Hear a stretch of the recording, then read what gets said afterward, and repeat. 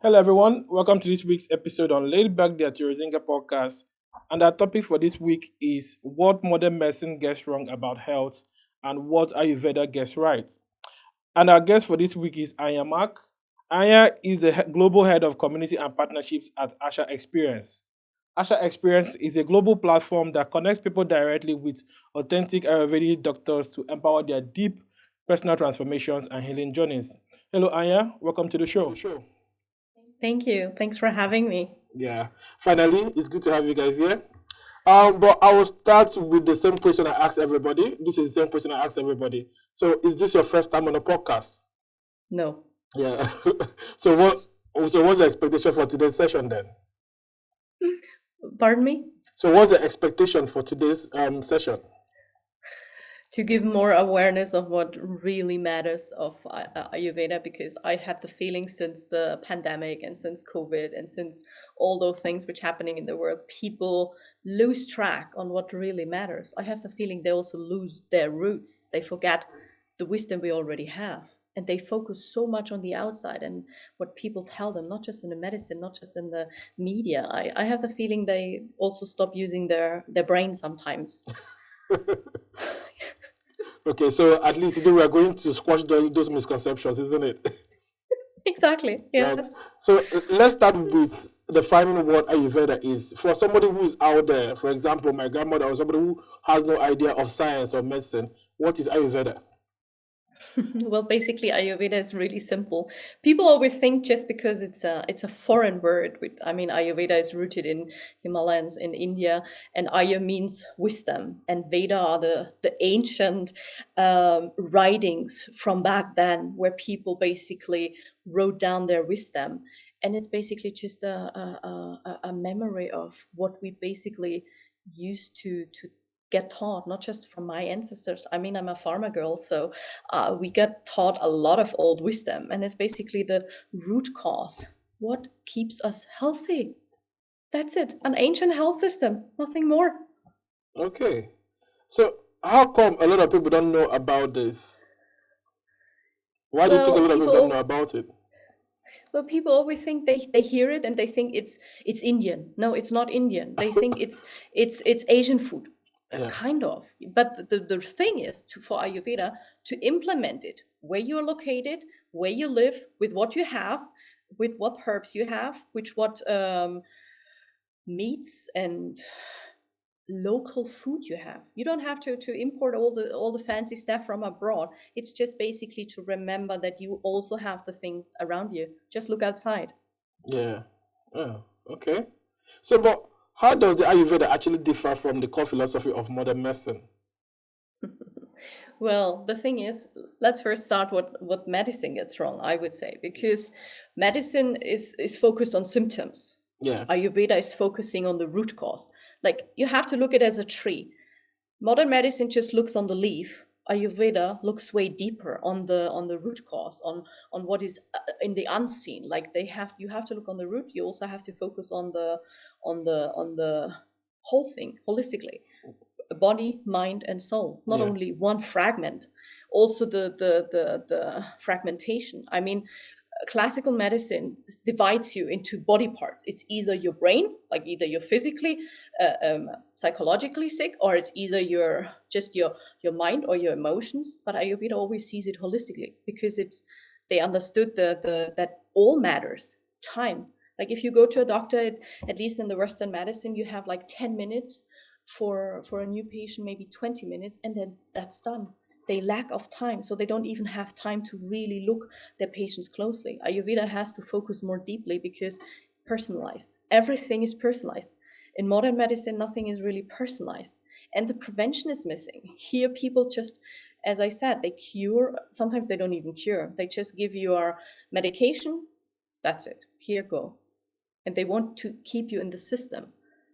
Yeah? They're not talking about when to go to the doctor, because in Western medicine, or I even experience it close to my surrounding, people are so exhausted. They are already in kind of a burnout. They are lacking of so many things. When do they go to the doctor? When they're nearly broken, when they fall apart. In Ayurveda, they say, okay, what's happening already? You have already dry skin. Okay, then do something about it. Like you start way before it comes to a tremendous disease. Okay. Um. So now that you mentioned that modern medicine actually looks at the leaf per se, and Ayurveda looks at the root cause, that's looking at everything holistically. If you look at the definition of health by WHO, it's like it covers encompasses everything. All right. Physical or health, mental health, social, everything. Right. So, do you think is fair to say that modern medicine and Ayurveda have fundamentally different definitions of health? Then, so I if don't think you can really compare, because how old is Ayurveda? It's more than 5,000 years. When did the word health got diagnosed? Like we try to put everything into a dictionary. It's like that is the normal, but who basically defines what is normal? yeah, Like if you look at it as a tree, like a tree is not becoming 200 years in 2 days, but we want to become always shiny, and no, that's not going to work. I mean, it takes 9 months to grow a human baby. Yeah, it takes ages to make a tree looking 200 years old. And when we go into the forest, we love the old trees or the Bodhi trees or wherever you go. Yeah, but if you look at the young ones, oh, we all want to have it right away. But that is not health. Health is a process. It's the same when you look in different seasons. Everything has its own time. So I was grown up with that health has a way older root cause than in modern times. I mean, we need the sun and we need the moon, but that's where already health starts. Like good sleep. yeah, How do I sleep? Where do I sleep? So I think that the definition of health got so manipulated. Sorry to say that, but it's such a tremendous word, because what does health mean? For me, health means that I am really healthy in each state of my life, so that there's not even a disease growing within me. And then I'm on a path of holistic healing, because I prevent of not even getting sick. yeah, but that's what I mean. Because if you look at WHO's definition of medium, which the Western medicine is based on, all right, it's all about, it encompasses, like you say, the physical, mental, social, and not just the absence of infirmity or illnesses. So that's why I asked if that's what WHO defines as health, which is centered on Western medicine. How do you think health is actually the definition of health differs from Ayurveda? Since Ayurveda looks at it holistically, and ideally, in WHO terms, they also look at it holistically. Do you understand what I'm trying to say now? Mm-hmm. Yeah. How do you think they differ? So, because they, Western medicine still believe they look at it in every ramification. So, how do you think both of them differ from each other? But I think it's not really a matter of definition, because of course you need people want to have a definition. So someone sat down and said, okay, that's what health actually means. Yeah. Yeah. And they take out here things, and they do case studies with tons of people, and then they analyze it, and then they break it down, and then they summarize it. And that's when you have a basically definition of health. But can you really define something for 8 billion people? No, because everyone has his own thinking, his own way of living, his own way of culture. Where do they grow up? How they see the world? I think that is already something people look critically now. And of course, what makes Ayurveda more deeper? Yeah, because they look individually. They look everything, not just the thing of authenticity, not just the herbs, not just the nutrition, not just the soul, the physique, not just the blood, not just the way of your digestion, not like you pee and poo, not just like they really look everything. And that's like really literally everything. If you do a full consultation and you sit there, you nearly sit there 2 hours. If you go to a classical doctor, I never sit there 2 hours. I wait 2 hours probably to get to the doctor, have 15 minutes, and then I'm out. And then I'm so confused because he throws lots of medical terms to me. And I was like, what is that? Fair. Well, so carrying on from that, so why do you think there's a growing interest in Ayurveda today in the Western culture? Is it because people actually are not happy with the time they waste waiting for the doctors, and then they go back confused? Why do you think there's huge growing interest in Ayurveda in the Western world today? because people seeking for real help, they are seeking for deeper answers. They want individual. They don't want to, you go to the doctor and every doctor prescribes you the same medication for nearly tons of the same symptoms. You go to other doctors, and then they see, yeah, have you ever considered that, which is also part of your health system.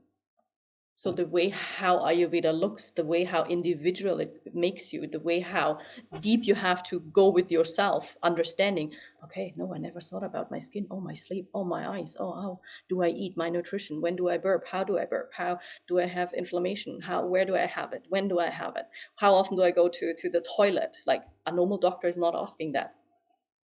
Okay. But that's a very good point you just mentioned, because you just mentioned individualized or personalized treatment for people. So that means Ayurveda actually focuses on individuality and balance. But so Yes. how do you think that actually contrasts with the one size fits all treatment that Western medicine give? Because now, if you look at in some cases like cancer, they're trying to develop personalized treatments as well for patients. So, but focusing on the one size treatment they actually give in Western medicine, why do you think is the difference between Ayurveda and the Western medicine? Since Ayurveda is focused on balance and individuality. Well, Western medicine is focused on pharma. They are focused on profit. They are focused on the big picture. Let's be honest. If you are in the system of, like, you go to the doctor, what do you get prescribed? I get prescribed heavily stuff. If I look, like, let's be honest. When I go to my gynecologist and she prescribes me the pill, I look at the ingredients, which is causing so much trouble later on. If I would have known before, I would never have taken it. I went to an Ayurvedic doctor and they gave me so much more different varieties of taking care of my hormones, of taking care of my fertility, of anything. Like, even if you look at this, I go to a doctor and I say, yeah, I think I get a coughing, and there's like, yeah, I guess we should do a vaccine. I think you should do this and that. I'm like, but it's not already there. Have you, like, they look at you and you have the feeling they are so into their own system to make money and to really, like, I think after COVID, so many things in the health system changed, especially in the Western. People are so focused on, I need to get a pill, I need to get a pill, I need to get the heavy stuff. And then I was like, yeah, have you looked at the disadvantages of what you're taking there? Do you even, is your body even capable of doing it? Like, the risk of the side effects, people are like, they trust the doctors blindly in Western. Yeah. So that's a very good point you mentioned. I was about to ask the question. You just mentioned that Western medicine relies so much on the farmer. All right. Yeah. So you believe that farmer actually influences priorities of modern healthcare. So what do you think is the consequences? Like, how do you think it actually affects patient outcomes? Like you mentioned, some people just take it. They don't even. You keep asking them, "Do you even know what you're taking? Do you know disadvantages? How do you think it affects patient outcomes?"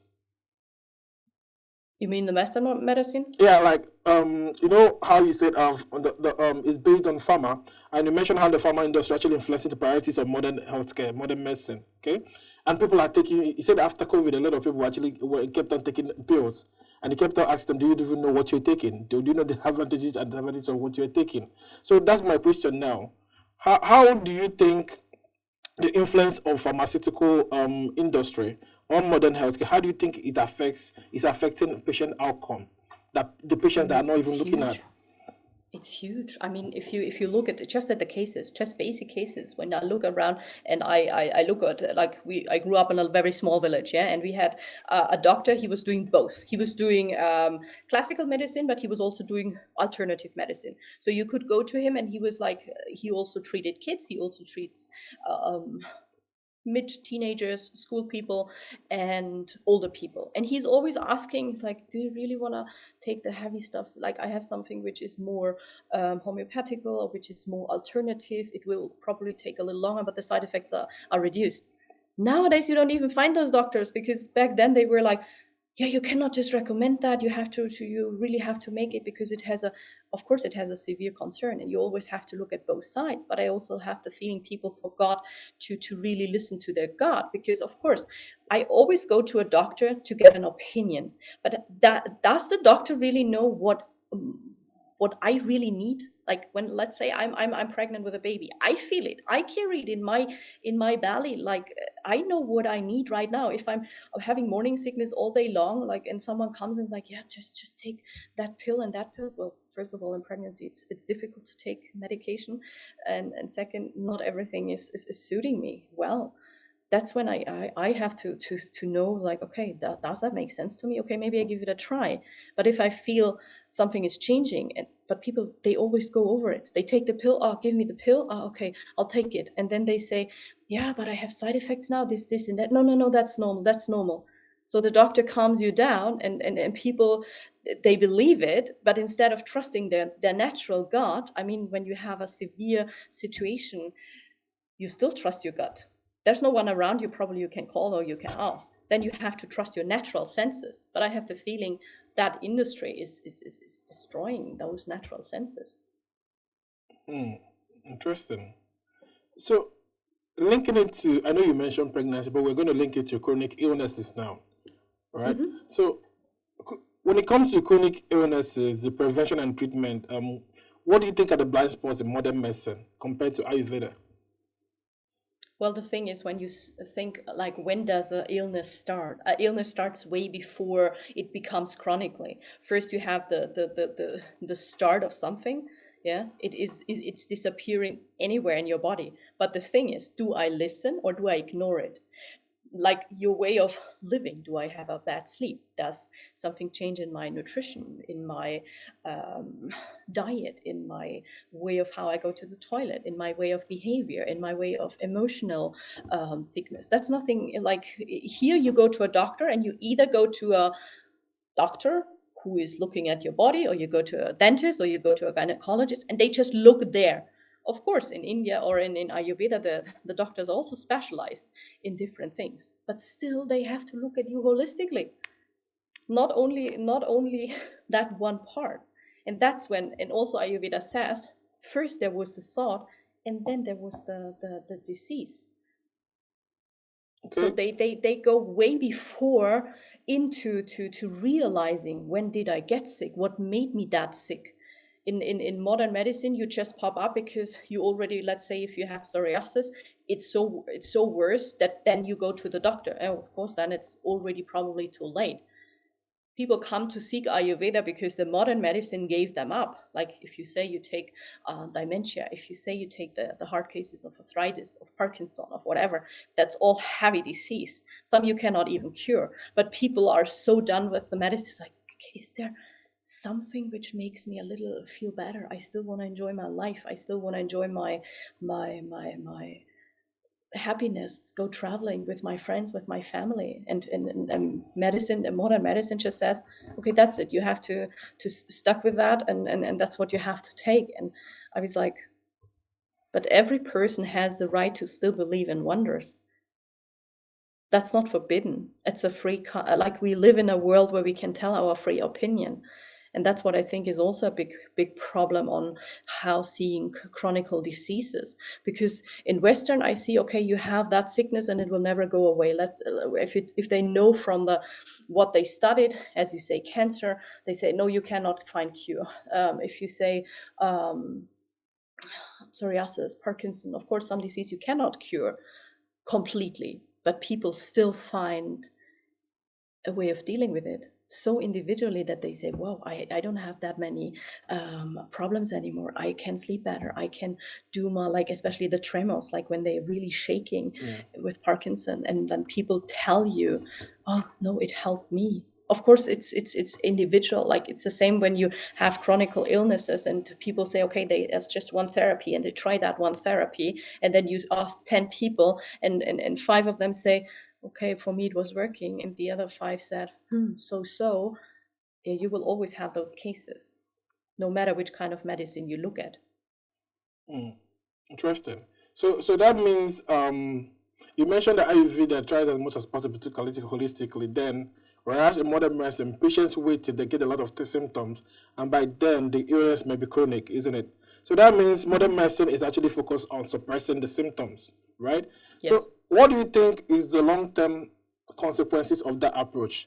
which is about suppressing the symptoms and not just looking at it holistically before the symptoms actually manifest.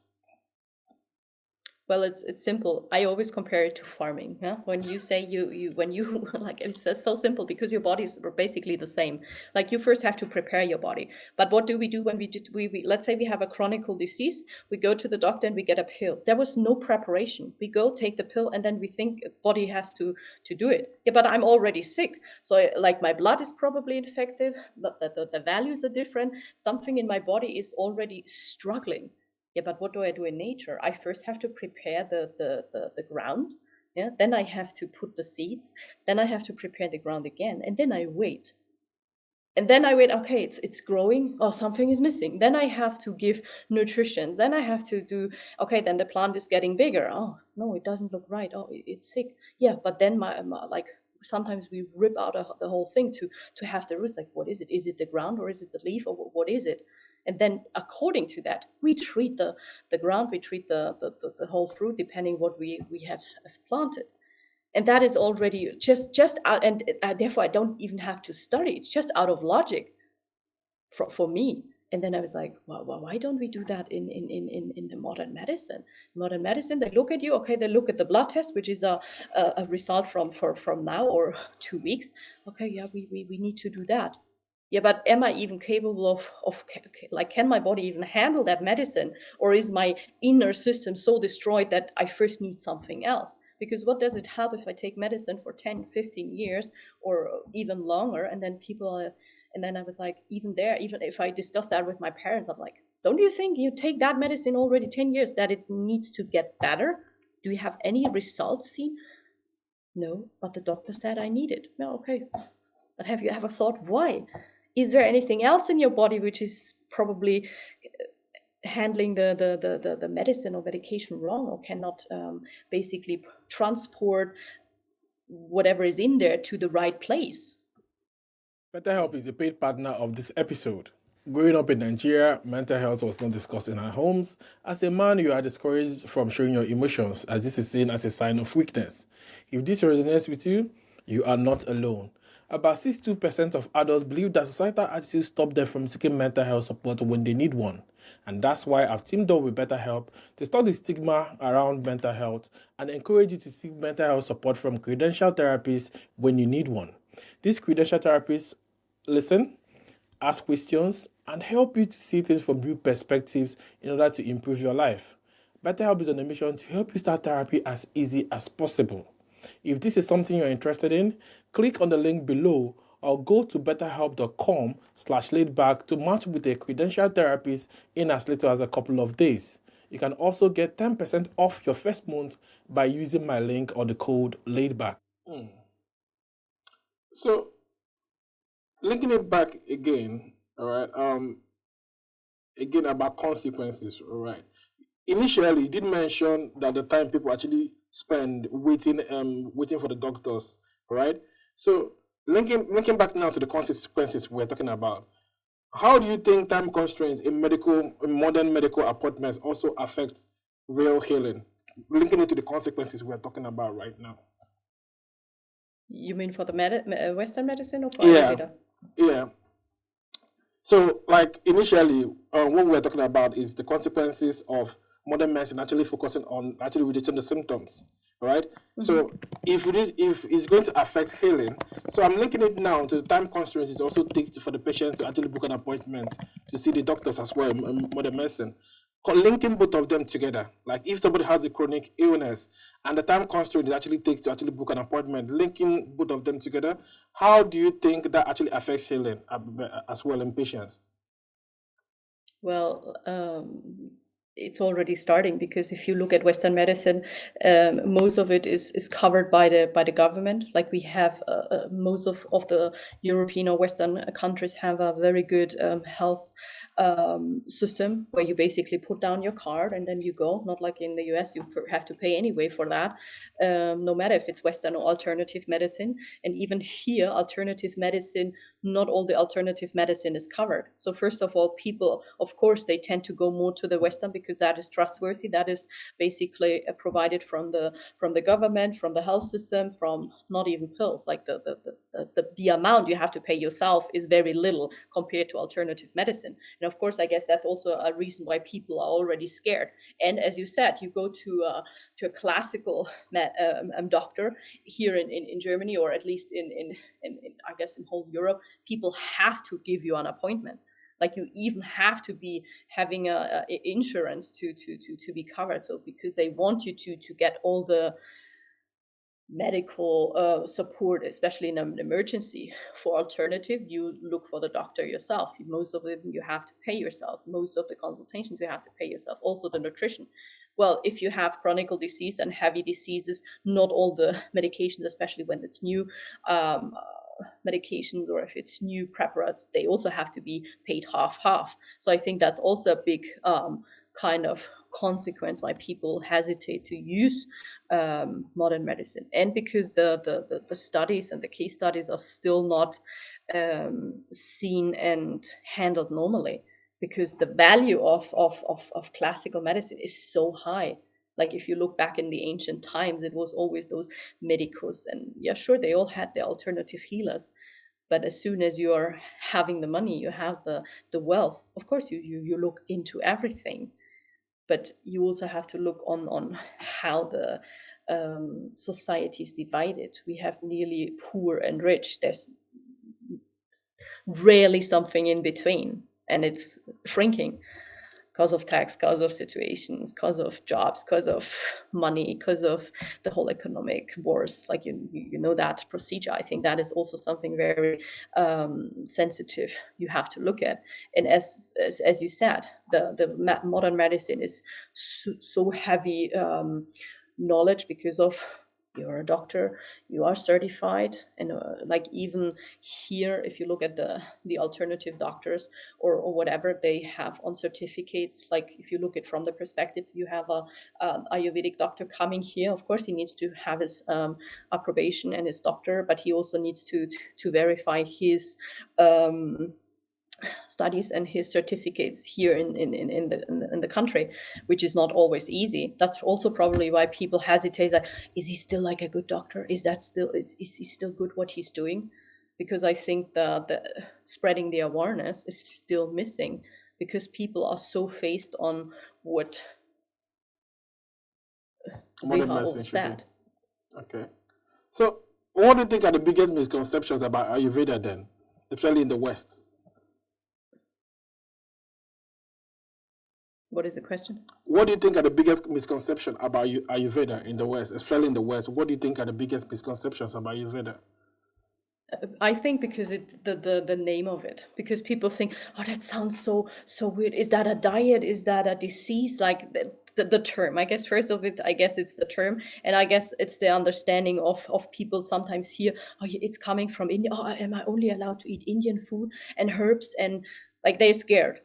Oh, I'm not allowed to have alcohol. Am I not allowed to do this, and that? Because people tell you, yeah, but that's always, you have to look at the big picture. Who is in front of you? What is the disease? How long is he having the disease? And is the person willing to really make changes in their daily lives just to find cure?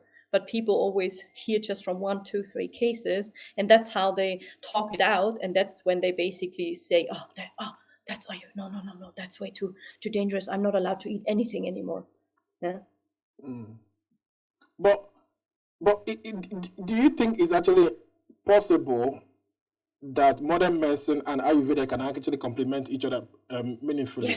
Yes, that's why we work with the doctors, and even with, like, we're not only working with Indian doctors, we also work with really settled and very specialized doctors in Europe, which are having really professional and high degrees in classical medicine. But they said, I think you have to look at it both. And I think that's the most important, like, because not everyone likes to treat different cases with the same medication. So I think you should give people the option and say, okay, you can change little routines just by waking up at a certain time, your sleep habits, your morning routine, your daily routine. It's not big changes. You don't have to even have tons of medication yet before you start Ayurveda. That's why I think it's a good approach to work with both and also give people both again and say, yeah, I want both. Okay, this is, I trust in my medication. I mean, let's look at the heavy diseases. You can, of course, there's people out, they say, no, I stop my all my medication and I only go with Ayurveda and with alternative medicine. Of course, they also have medication and also they have nutritions and also plant-based nutrition and also heavy nutritions and medication. But I think it's always good because let's go back to pandemic.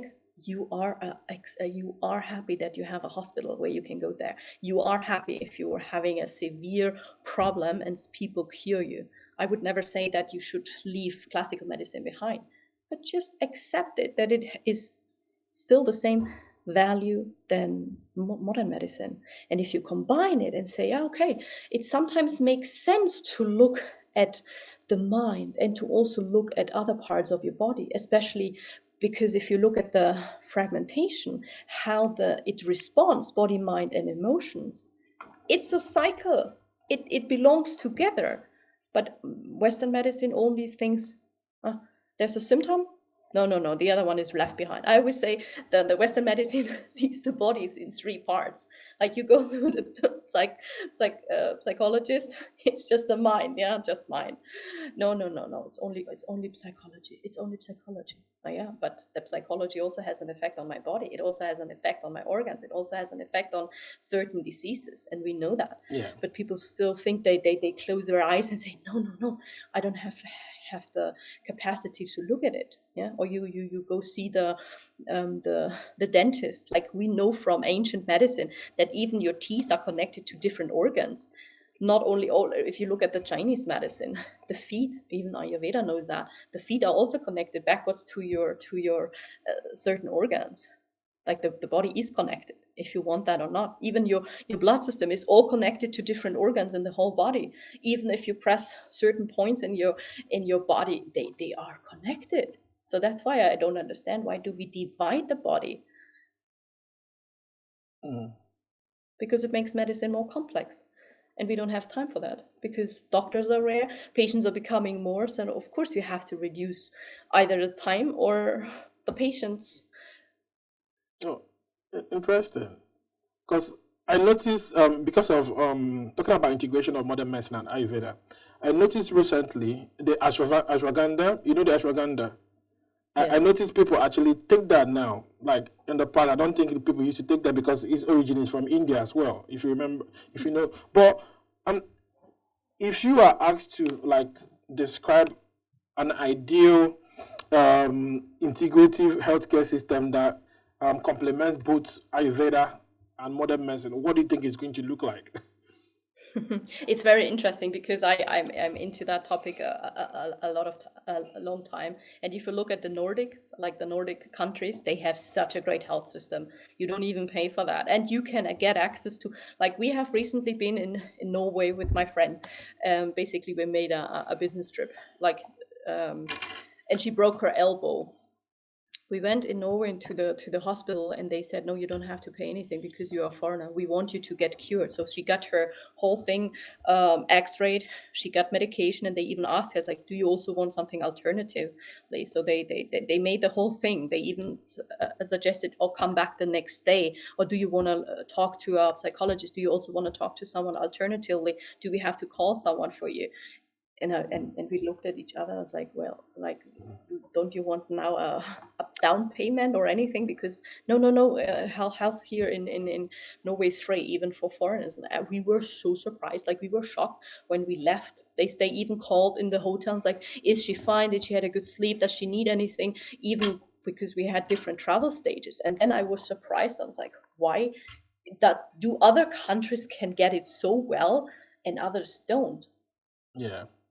They integrate both. And I was like, they even look at both. And they even gave you the option.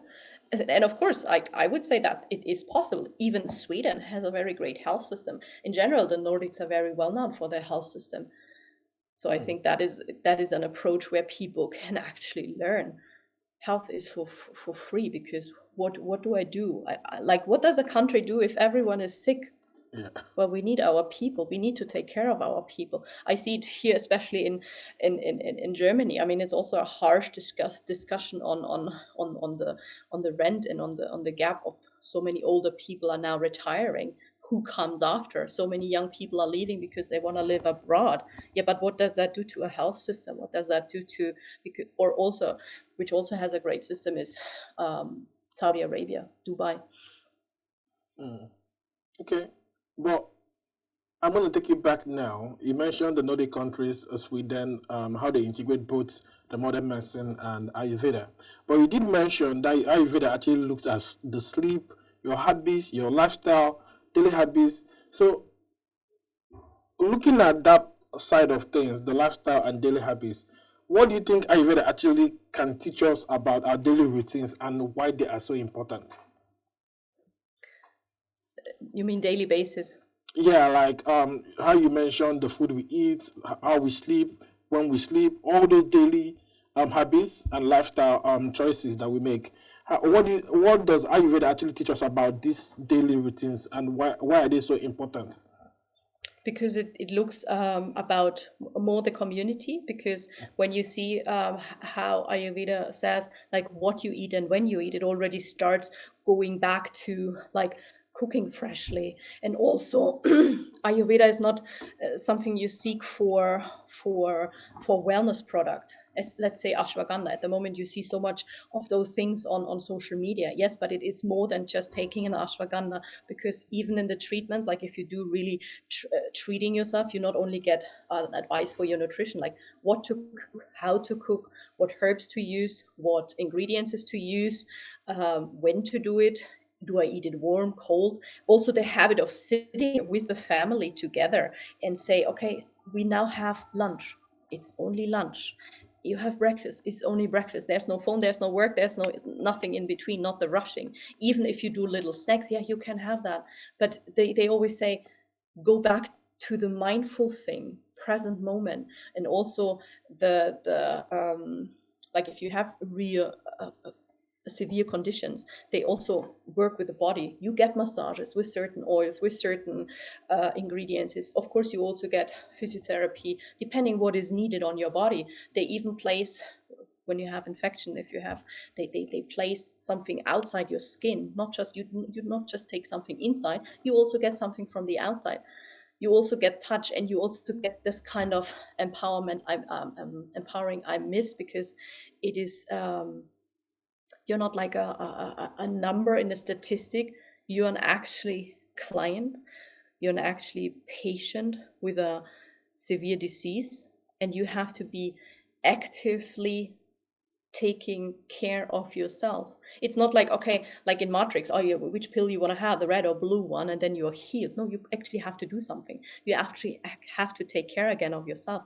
What do I eat? What is my routine? Oh, why do I don't sleep good? Okay, then I have to prepare my sleeping better. So the whole thing they try to implement are also looking onto a perspective. Don't rush while eating. What is your morning routine? Do you brush your teeth? Do you use something in the morning to wash your face? Or, like, basic things. When I look at that, just from my grandparents, my grandpa is a beekeeper. He does not put sugar in his any of it. He cooks with Honey. honey. Yeah. He even like, even as a farmer, we grew up with, like, when do we have that fruit? But now people think, oh, I have to be vegan, and I have to import all the avocados and stuff like that. My grandpa would never eat that. He's like, that's not growing here.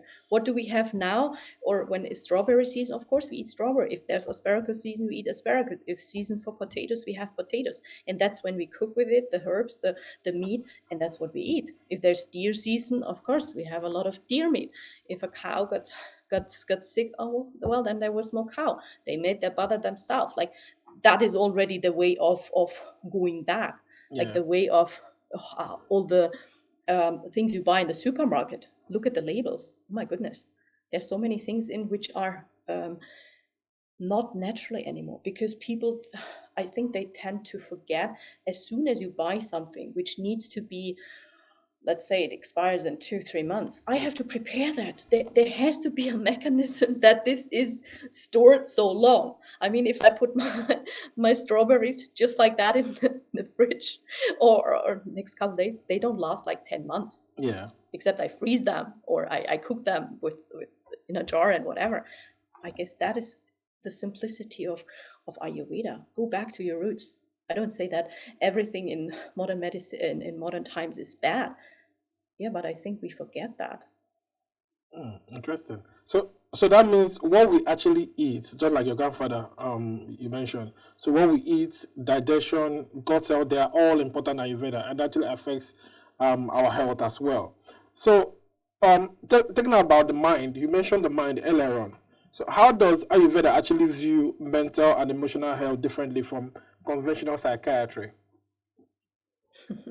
Well, Ayurveda said, as I told you, Ayo means the wisdom of longevity. So of course, people want to become 100, 200 years, Yeah. like similar to biohacking. So what they figure out, like, what does my body actually need to stay kind of younger or to stay fresh and juicy? I always compare it to juice, because that's what we really want. We want to have the power. We want to have the energy. Yeah, but what causes the most is stress and your thoughts. Is it something I'm always overthinking? The psychology, most of the time you're already so deep inside that they say, yeah, you are kind of having a burnout, you are exhausted, you have panic attacks, you're not sleeping well. Yeah, but they are only treating that. Either you go to a therapy where you're only talking, or you do, depending on the disease, special um, therapies. But none of my, even I used psychotherapy and psychological things, but no one was talking ever about my nutrition. What do I eat? When do I eat? What movies do I watch? With what do I surround myself? What do I put into my brain, which actually makes it more heavier? And Ayurveda is like, what is your routine? Are you exercising? Are you meditating? Like, are you going for walks? Are you in nature? Are you always on the phone? Okay. Like, they ask those very interesting Questions. questions. What movies are you looking at? Okay. And of course, they also have their own system for energy, basically in the mind. They cover it in three. They call it doshas, and they say, yeah, this affects your heaviness, this, and they break it down from the mind to your emotions, from the Yeah. emotions to your organs, from the organs to they can break it down so deeply. And honestly speaking, in psychology, they only talk about, okay, I'm already in. And when I asked, like, how do I get out? Oh, yeah, there's a pill. There's a new medication. Maybe you can do therapy.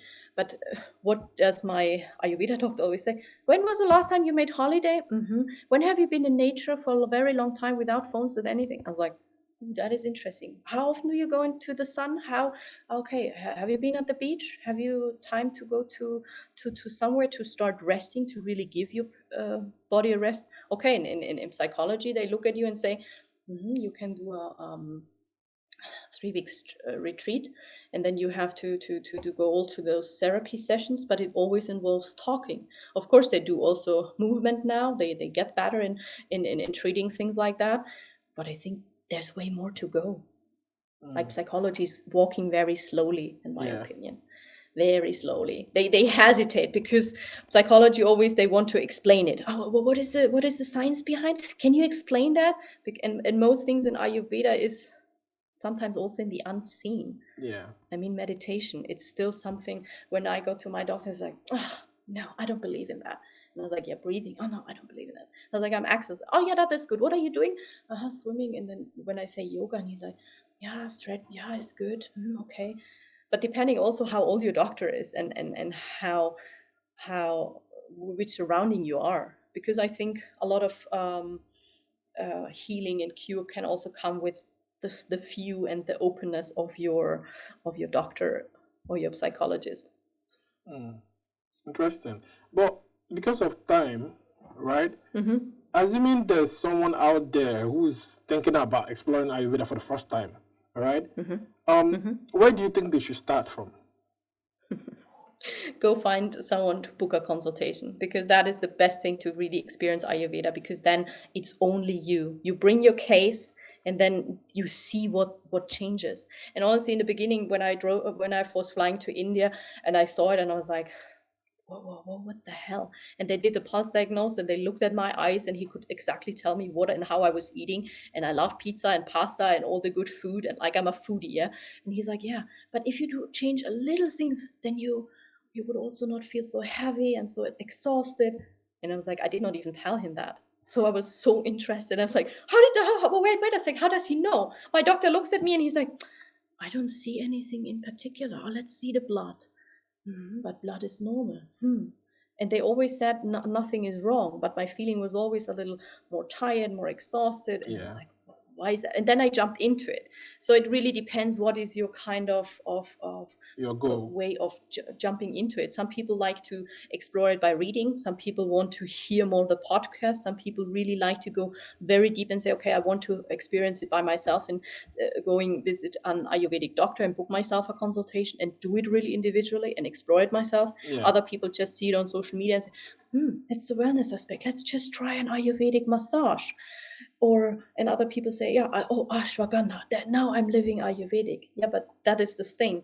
Do you want to try just parts of it, or you want to have the full package? yeah. It's So, up to you. but assuming if they want to have parts of it and full package as well, all right, with Asha Experience, where can they actually connect with you and Asha Experience, or learn more about the Asha Experience? Most of it, write an email or book a call. Some people are booking directly with our doctor's consultation, especially when they know, okay, I have a severe sickness. And some people always ask, like, how does it work? How can I get in touch with you? So they call us directly and say, okay, listen, I have that problem. I also want cure. Can you also help me with real treatment and retreat? Because then we either send them to a retreat center in Germany, sometimes also to India. It really depends what people are seeking for. Some people also say, oh, I'm just preventing, but I'm so into it. I'm sick of only vegan and only vegetarian. No, in Ayurveda, everything is allowed. It's just that you have to look at it as the finger imprint. Who Yeah, is that person, and what is their problem? yeah. So, but how can they connect? Because I'm sure one person or two may be interested. How can they connect with Asha Experience on social media, or On how the can they find webpage, you? Yeah. on the webpage, Okay. either, and like go to Google and type in ASHAexperience, and then you find immediately either you reach out directly on the button WhatsApp, or you write an email, or on the contact form on the webpage. Okay. All right. Thank you, Aya. But because that's all the time we have for this week. Thank you Thank you so so much much. for joining us today.